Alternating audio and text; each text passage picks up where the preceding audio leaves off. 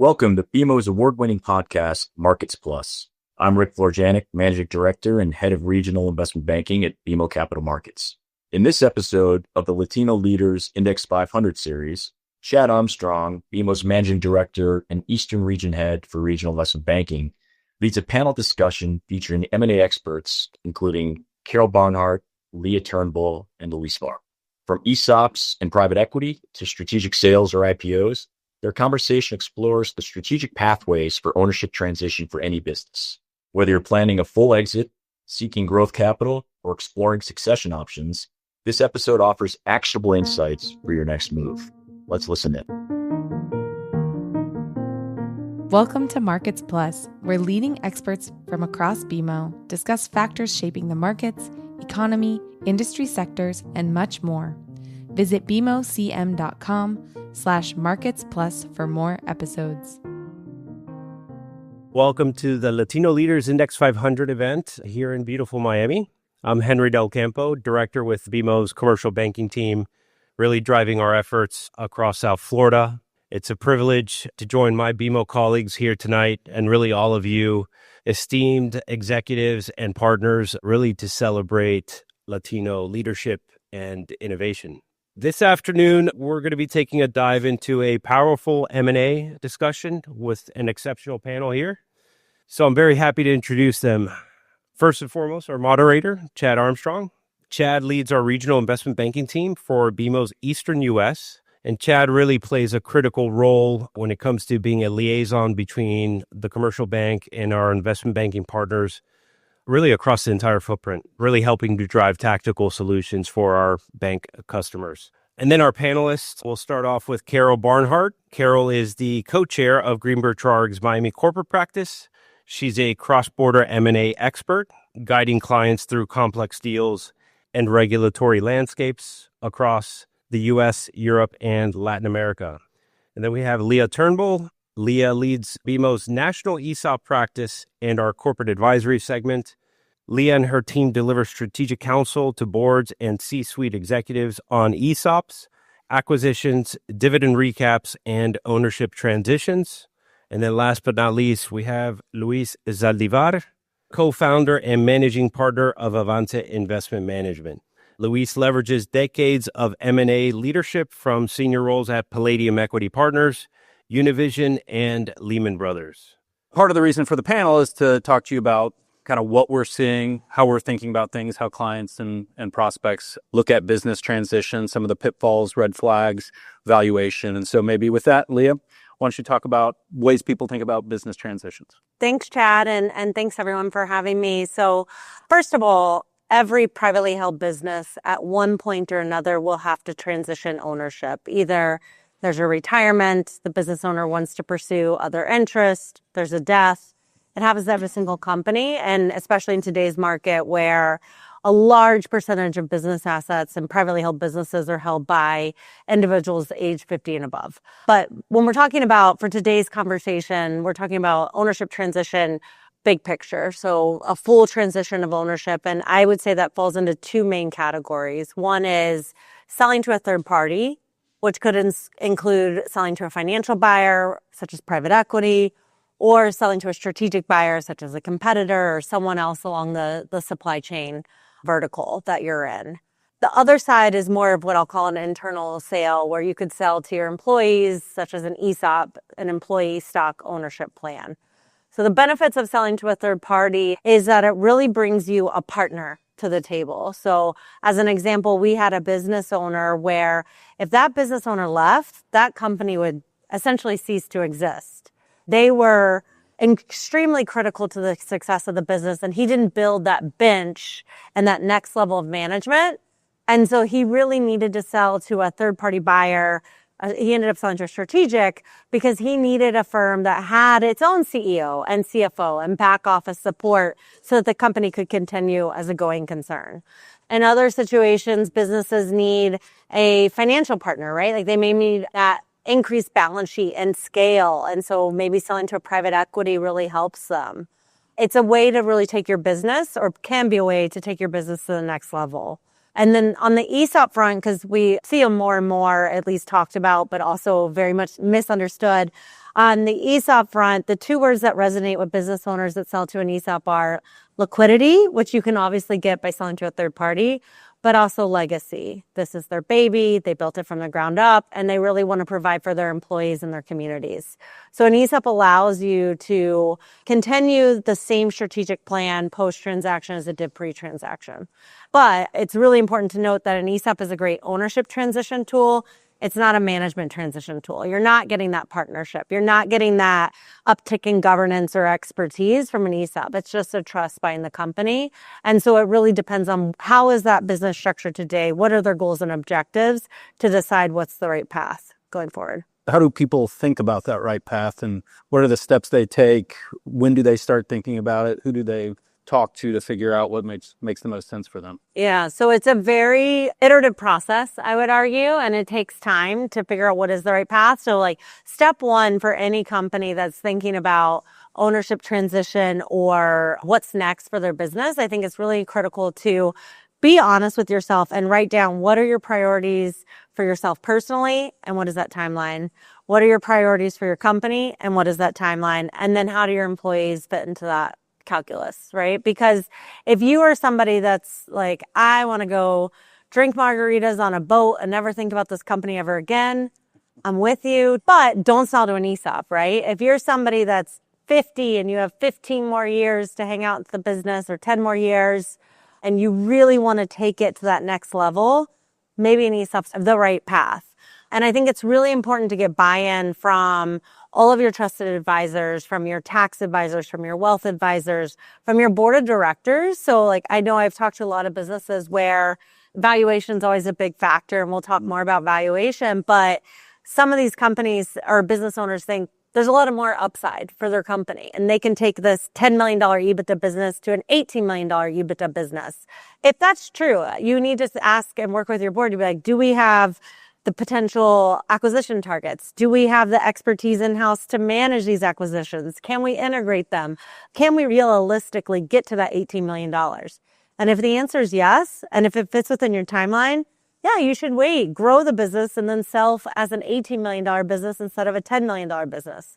If the answer is, we don't have that expertise, we don't know if it's going to happen, it's a lot more iffy, maybe now's the time to like sell. So it's all like, there's no right or wrong answer, but I think all that math needs to be done and those conversations need to be had. And frankly, the earlier you have those conversations, the more flexibility you have, both on an estate and tax planning perspective, as well as from a ownership transition perspective. So yeah, I think what Lee is mentioning and referring to is that kind of the concept of the second bite at the apple. If you do feel like there's more upside to your business and you do want to potentially bring in a partner and capture that second bite, then yeah, you could do something like a private equity transaction where you sell a portion of your business. You have someone come in, like a private equity firm, that can provide some of those resources that can help you achieve that next level. Now, there is a generational wealth transfer occurring where there's a lot of silent generation, baby boomers transitioning their businesses. But we're seeing a lot of younger entrepreneurs as well that are just tapping the capital markets and saying, I want capital to de-risk my business a little bit, to get some liquidity, to have someone come in to help me that has experience in doing M&A and expanding the business and scaling the operations. All of those factors are reasons to bring on a partner. Now, you do need your trusted advisors because selling your business is not something that typically entrepreneurs do often, and it's complicated. You do need to make sure you understand your goals and objectives, and you got to have your business kind of ready, I think, to sell. So you need to have financials in order. You need to typically have audited statements. You need to have your legal advisors. You have to be ready to enter into a process because diligence is going to come, right? So that people are going to be asking you questions about your business. You need to be ready to answer those. So it sounds like there's a lot of options to pursue. I think two that we didn't touch on that are interesting. And one is the IPO, the going public as an option as well. And then also family offices. Family offices have really become a lot stronger of an option here in the last 5 years, really, that they've presented themselves much more so. But the interesting thing outside of the optionality is it also sounds like really even if you choose one path outside of potentially the strategic path, you have an ability to still have another bite at the apple or go back a different direction. So we see a lot more take privates these days than we had historically as people look to extract out that cost of being public, take it private, refocus the business, and potentially take it public again. So I think there's a lot of options that are available to people. Luis, in your business, do you perceive there to be a different value for those different paths? How do you view value? Or would you say you could extract more value going one direction or another? How do you analyze it? It depends because, valuations generally are based on three factors. One is the general market conditions, that's interest rates, inflation, tariffs, lots of things that are coming at all of us that impact the general market. Now, that market impacts then the availability of and the cost of capital, right, debt and equity. Now, so far, the U.S. economy has just plowed right through all of that to record highs. So the markets are right now in very good conditions. Then you have industry specific. And that's basically investors' interest in investing in this particular industry. And we've all kind of heard how technology has kind of lifted the S&P. And, it's obviously different if you're in the import-export business exposed to tariffs versus you're in domestic AI, right? There's just going to be different levels of interest and different valuations. And then you have the third component, which is a company specific. So how's the company positioned in that industry? So the strength of the management team, the company's growth trajectory, its margins, and all of those factors. You kind of put all that stuff kind of in a blender and you come out with a valuation. And normally it's industry specific, is norms within an industry, these ranges. And then you're either in the low end of that range or the high end of that range. Maybe you're an outlier for one reason or another. That's typically how it's viewed. Now, I think there's a misnomer that strategics pay more than private equity. For that reason, right? That I'm going to get a bigger value than strategics. Obviously, strategics bring synergies, which means that a lot of costs are taken out, which means that your employees are likely impacted or others. And that may or may not be okay, but it's not always the case. Because sometimes private equity, especially if it's an industry that's fragmented, and we're looking to make an initial acquisition and then from there add on to M&A, we can pay a higher price.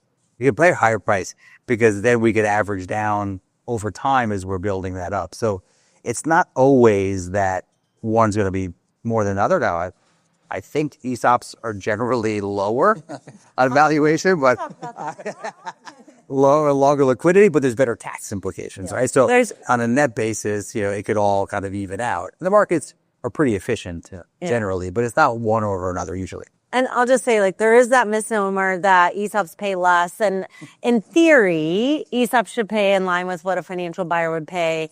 In reality, though, an ESOP is a leveraged transaction. There's no equity coming to the table. You have to look at it all holistically. Yeah.